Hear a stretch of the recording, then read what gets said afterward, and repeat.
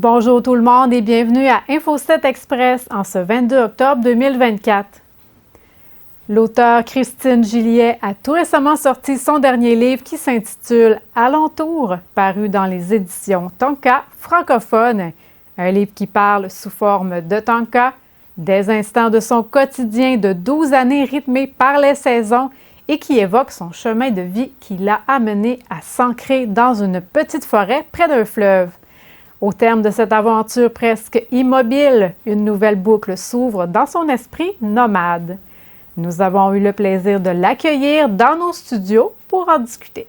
Bonjour Christine, ça va bien? Bonjour Myriam, oui, ça va très bien. Super! Donc, tu vas tout récemment sortir un nouveau livre, Alentour. Oui, aux éditions du Tanka francophone. Exact. C'est quand même une maison d'édition qui est pas récente. Ça fait 18 ans. Ben oui, c'est ça qu'elle fait 18 existe. ans. Oui, c'est une maison d'édition au Québec, basée au Québec, mais qui rayonne aussi sur la France et en francophonie. OK, parfait. As-tu toujours été avec cette maison d'édition-là depuis le début que tu écris? Non, OK. c'est la première fois que OK. j'édite, parce que le recueil Alentour est un recueil de prose Oui. et de poésie. Et la poésie, c'est le tanka, c'est une forme poétique japonaise en 5 lignes. Donc, OK. c'est très ciblé comme maison d'édition, puisque cette maison édite des auteurs, des autrices qui écrivent en tanka et prose. D'accord. Parfait. Donc là, récemment, tu as fait ton lancement de ton livre le 10 octobre dernier à Bergeronne. Ça a Oui. bien été? Oui, ça a Oui. été très bien, oui, Parfait. c'était très agréable. Explique-nous un petit peu qu'est-ce qu'il y a dans ton livre, de quoi ça parle? Alentour, c'est une sorte de récit de vie au quotidien sur 12 années, Oui. rythmé sur les 4 saisons. Ça commence par l'été, ça se termine par le printemps. Ça, c'est très fidèle à l'esprit japonais, hein, qui parle toujours des saisons, qui a une perception du temps cyclique qui Ouais. revient. Et ce sont les alentours de ma maison. Moi, j'habite les Escoumins depuis 2009. Et quand je me suis installée dans cette petite maison, proche du fleuve, avec une petite forêt à l'arrière de ma maison, j'étais très inspirée par ce qu'il y avait autour de moi, mais aussi dans ma maison. Donc, ce sont des instants du quotidien qui m'ont touchée. J'écrivais au retour de mes petites balades ou chaque fois que je saisissais un instant, j'écrivais un tanka, un poème. Au fil du temps, je me suis aperçue qu'ils étaient tous dans un secteur très proche de ma maison. Puis quand j'ai regardé une carte, que j'ai dessiné un cercle et que j'ai posé les endroits où j'avais écrit, c'était souvent dans 1 kilomètre de rayon. Donc un cercle autour de ma maison. Alors j'ai continué à écrire et je n'ai gardé que les tankas qui se trouvaient dans ces proches alentours de ma maison. OK. Est-ce que c'est un premier livre que tu réalises sous forme de tanka ou... Tanka, oui. J'ai écrit un précédent livre qui s'appelle Empreinte, qui lui était haïku et prose. Alors le haïku, c'est aussi une autre forme japonaise de poésie qui est en 3 lignes. Et ça, c'est un récit de voyage au Maroc dans le désert. J'ai participé au Trophée Rose des Sables, qui est un rallye féminin amateur, avec un volet humanitaire, avec une amie, Stéphanie Benoît, en 2011. Et puis je suis retournée en 2012 au Maroc, parce que j'aime beaucoup ce pays et beaucoup le désert. Et au retour, j'ai écrit ce récit de voyage, sous une forme poétique, d'instants captés, comme ça, qui m'ont touchée, intéressée, qui ont provoqué des réflexions, sentiments, et puis j'ai alterné aussi la prose et la poésie. Donc c'est proche, c'est juste la forme haïku tanka qui est très proche. Ça se ressemble, OK. Ça se ressemble beaucoup, mais dans le tanka, il y a 5 lignes, et il y a toujours l'instant qui est comme une photo qu'on prend, l'instant, mais mise en mots. C'est-à-dire on n'explique rien, on ne donne pas ses sentiments, on lance une photo au lecteur et il doit cheminer à partir de cet instant pour pour que ça résonne en lui. Le tanka rajoute 2 lignes où l'auteur peut expliquer, enfin pas expliquer justement, mais peut dire ses sentiments, ses pensées liées à cet instant-là. Donc le tanka est une poésie de l'instant et du vécu, avec des sentiments. Hey, moi, j'aimerais ça que tu nous en fasses une Oui. petite lecture. Tu veux-tu? Absolument, avec plaisir. On commence par l'été, un peu C'est de bien. nostalgie de l'été. Alors, un premier tanka. Brise marine, entre les rochers de granit, un iris se balance. Le temps apporte douceur à la force de mon âge. Wow. Voilà, tout n'est pas dit. Non, le mais lecteur, voilà, tout est là en même temps. le c'est lecteur beau. peut s'approprier le poème et puis réfléchir aussi, hein. C'est ça.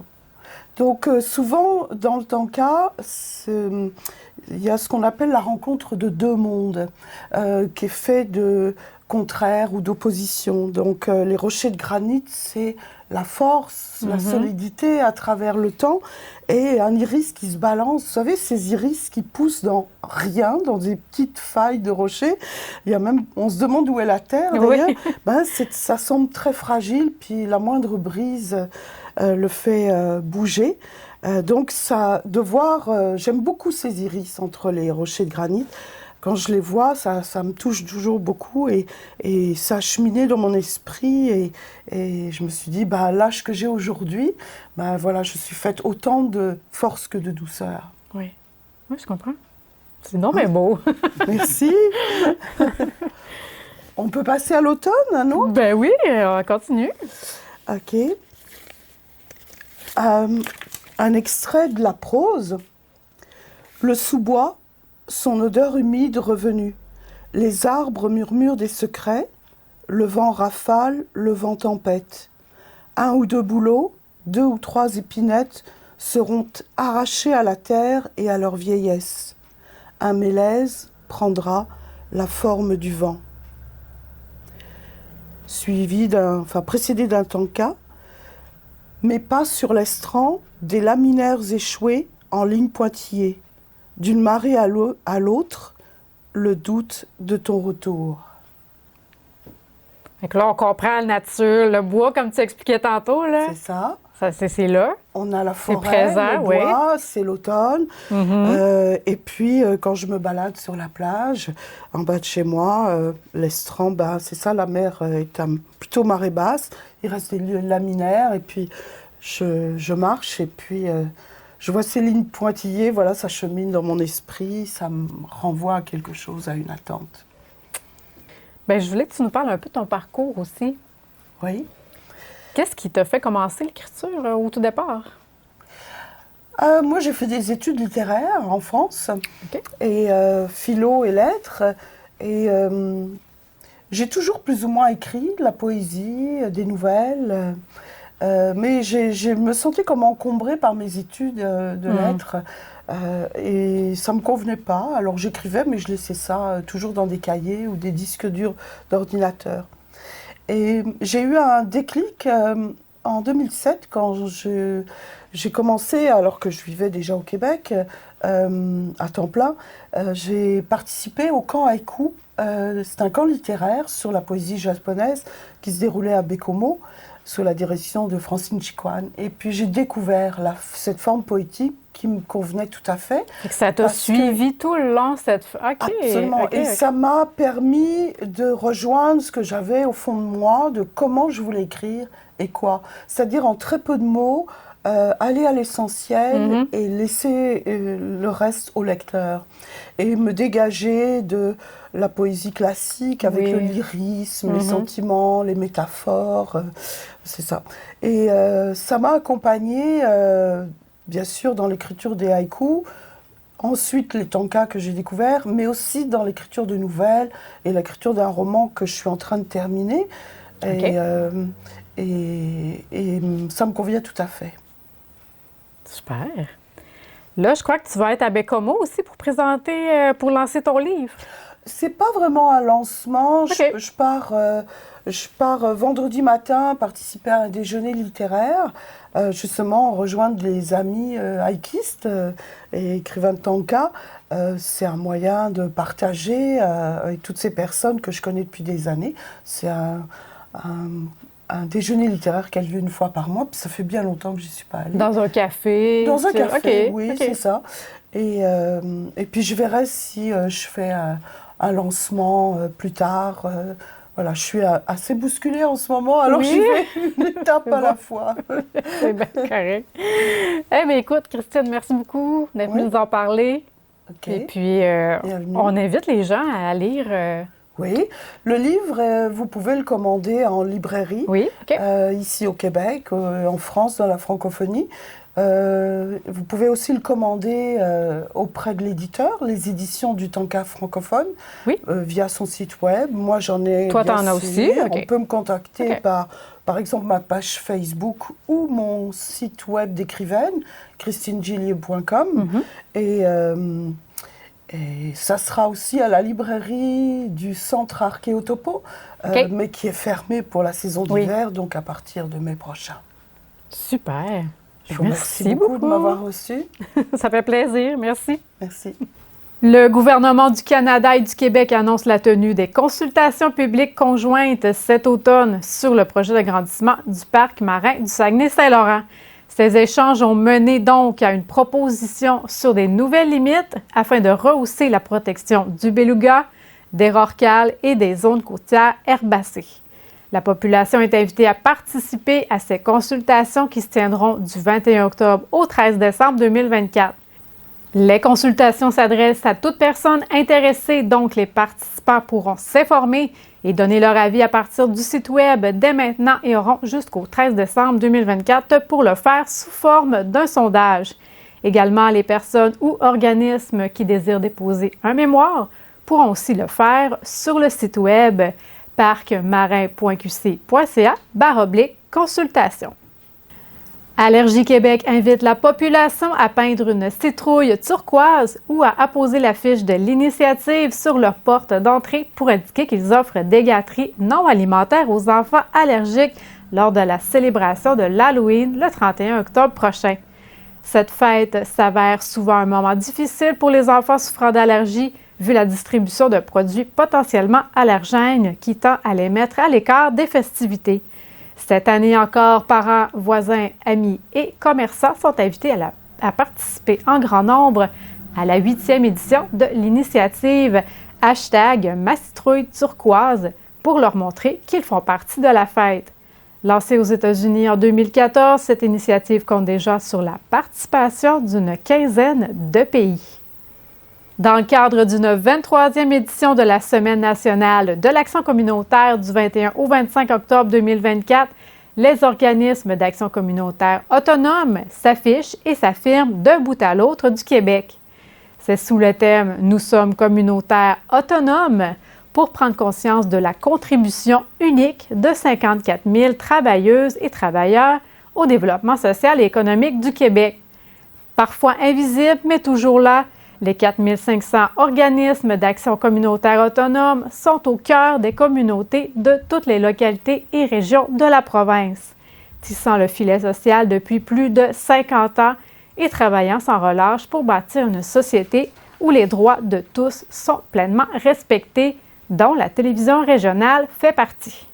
Pour l'occasion, on vous fait entendre une entrevue de Marc Després avec la directrice générale de la Fédération des télévisions communautaires autonomes du Québec, Amélie Heinz, dans le cadre du 26e congrès qui s'est déroulé du 3 au 6 octobre dernier à Victoriaville. Amélie Heinz, donc on est en ce moment, au moment de l'enregistrement, dans un congrès annuel pour la Fédération des télévisions communautaires autonomes du Québec. Donc je pense qu'on peut parler, encore une fois, d'une bonne participation. Oui, absolument. C'était le 26e congrès cette année de la Fédération. Puis on est à Victoriaville, donc dans la même ville que les sièges sociaux de la Fédération. On est bien content de vous accueillir ici. Puis oui, une très bonne participation, à peu près 25 membres qui se sont déplacés pour le congrès cette année. Et il faut dire que cette année, On a réussi à se permettre là, 4 jours au lieu de 3. Oui, exactement. On s'est dit, bon, on va essayer de commencer ça peut-être le jeudi soir pour permettre aux gens qui veulent se déplacer en journée d'arriver la veille, puis commencer les activités vraiment le vendredi matin. On a commencé ça avec une visite des locaux de la télévision communautaire des Bois-Francs, tant qu'à être ici. Ils nous ont invités chez eux. C'était bien agréable. Ils nous ont reçus. Puis on a fait... L'autre changement, en fait, c'est de faire l'Assemblée générale annuelle un vendredi en fin de journée, plutôt que le samedi. Comme ça, la journée de samedi était consacrée entièrement aux activités de formation pour les membres, suivi du gala, évidemment, là, en soirée. Et à ce moment-là aussi, cette année, bon, faut dire que les règlements généraux n'avaient pas été changés, ça fait un bon bout de temps, faut dire. Donc, on en a profité. Là, on a eu, oui, l'Assemblée générale annuelle, mais une extraordinaire en même temps. Oui, exactement. Je pense que la dernière modification des règlements généraux avait lieu en 2016. Donc, on en a profité cette année. On a fait appel à un avocat spécialiste du droit associatif qui nous a aidé à faire une grande refonte là, pour revoir tout ce qui était nécessaire de revoir, s'ajuster aux nouvelles réalités, puis vraiment rendre tous nos règlements au goût du jour, puis beaucoup plus... tout ça fait beaucoup plus de sens pour nous, pour l'association, puis pour les membres. Donc, oui, ça a été un gros travail de fait, mais on est très, très heureux que ça soit maintenant complété. Et il y a eu quand même beaucoup de formations. Donc, on a parlé de bénévolat, on a parlé d'intelligence artificielle, d'encouragement, comment gérer avec des employés et des bénévoles. Oui, c'est ça. Cette année, on n'avait pas nécessairement un thème en particulier sur lequel tournait autour toutes les activités. Fait qu'on est vraiment allé dans qu'est-ce qui avait été le plus important pour les membres cette année, qu'est-ce qui était ressorti le plus dans nos consultations.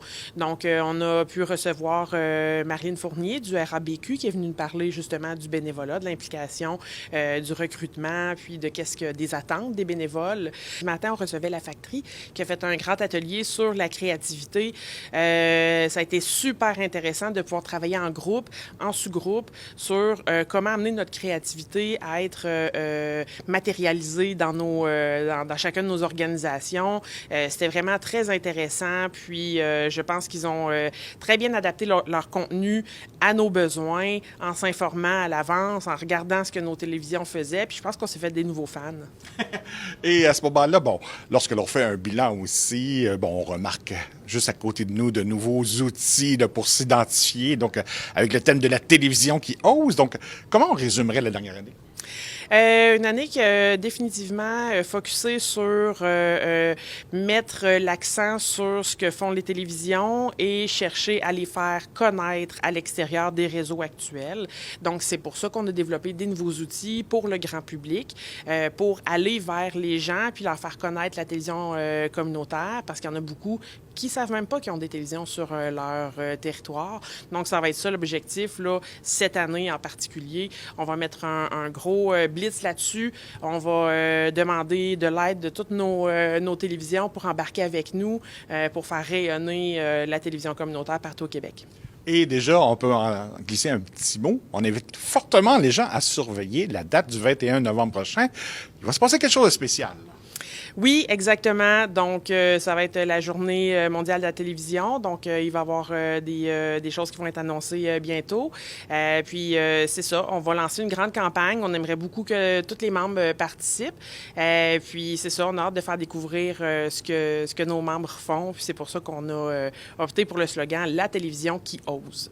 Et à ce moment-là, comment se portent les télévisions communautaires autonomes du Québec présentement? Bien, après ce que j'ai vu de ce matin, côté créativité, c'est clair que c'est pas ça qui manque.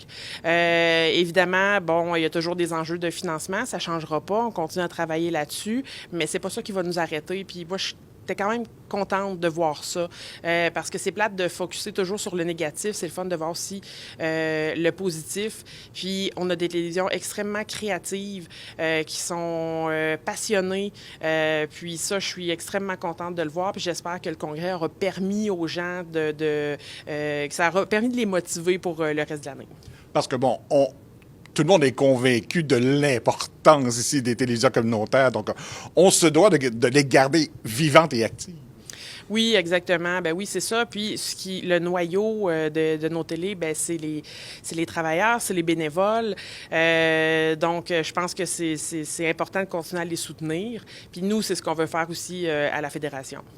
Et on sait que, bon, en Gaspésie, il y a eu Cogeco qui s'est retiré de 2 télévisions communautaires dans l'année. Donc, on surveille tout ça parce que dans leur cas, je pense qu'il va y avoir des changements vers la fin du mois d'octobre probablement. Oui, exactement. Donc, une diffusion maintenant en direct avec TELUS. Ça devrait s'en venir bientôt. On a bien hâte de voir comment ça va se passer. Donc, oui, ça, c'est un dossier quand même qui s'est développé beaucoup depuis le printemps. On est bien heureux. C'est sûr que c'est long, mais c'est jamais simple, ce genre de processus-là. Des nouveaux partenariats qui sont mis en place, mais on est bien content là, que ça débouche finalement. Et qu'est-ce qu'on dirait là, aux différents partenaires avec qui on fait affaire? Ben que honnêtement, qu'on a des télévisions communautaires qui sont prêtes à travailler, qui sont impliquées dans leur milieu, extrêmement dynamiques, qui sont présentes, puis qui veulent beaucoup, puis qui participent au développement des milieux, des territoires. Donc, c'est des organismes très importants. Donc, je n'hésiterai pas à leur dire de venir travailler avec nous.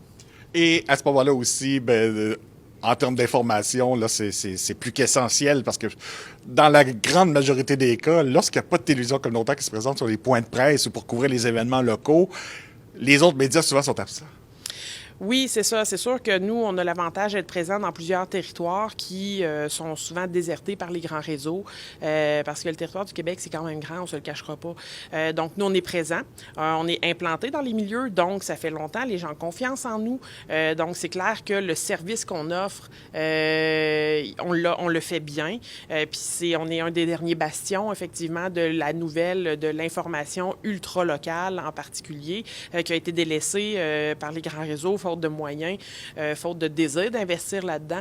Donc, on est devenu un peu essentiel là, dans certains territoires, oui. Donc, on se souhaite longue vie. Absolument. Merci beaucoup. Ça fait plaisir. Un spectacle céleste exceptionnel est visible en ce moment avec l'arrivée de la comète Tsuchishan Atlas. Selon Météo Média, depuis le 10 octobre, la comète s'est approchée de la Terre à environ 70 millions de kilomètres après un périple de plusieurs millions d'années. Selon les experts, la comète aurait vu le jour dans le nuage d'Oort, un immense amas de petites planètes et de corps célestes aux frontières du système solaire. Depuis sa découverte en 2023, les astronomes du monde entier attendent ce moment avec impatience et analysent sa course vers le Soleil avec attention. Les amateurs d'astronomie et autres pourront s'en mettre plein la vue jusqu'au 31 octobre. L'Association des cinémas parallèles du Québec, avec le soutien de la SODEC, propose un projet de découverte du cinéma québécois pour les personnes en francisation et en alphabétisation. Le cinéma étant un art largement apprécié et propice aux échanges, il constitue un excellent outil d'apprentissage tout en favorisant l'intégration sociale. Les films sélectionnés pour ce projet présentent une grande variété de sujets, de genres et d'approches reflétant la société québécoise actuelle. Les organismes œuvrant en immigration, francisation ou alphabétisation intéressés peuvent communiquer avec un ciné-club participant dont fait partie le Pavillon des Arts de Forestville. Pour organiser conjointement une ou plusieurs séances de cinéma dans le lieu de projection du membre concerné, dont l'entrée sera gratuite pour les personnes invitées par les organismes. Ces séances pourront être ouvertes au grand public afin d'enrichir les échanges. Cette semaine au Centre des Arts, plateau double ce jeudi 24 octobre dès 20h avec en spectacle Charlotte Brousseau et Oui Merci. D'abord interpellée par le cinéma, Charlotte Brousseau raconte maintenant ses histoires à travers des chansons sur son tout premier EP Boucle, nominé au Gamic 2021. Ses compositions prennent la forme de petites épopées folk mystérieuses sur les bords, signe qu'elle n'a rien perdu de son amour pour les récits narratifs sensibles et les mises en scène vivantes. Et finalement, Oui Merci, c'est avant tout 5 amis de longue date qui se retrouvent entre les barbecues improvisés et les parties de cartes afin de fabriquer une musique colorée qui les passionne. Un spectacle à ne pas manquer. Merci d'avoir été des nôtres. On se retrouve vendredi pour un autre bulletin de nouvelles sur les ondes de TVR7.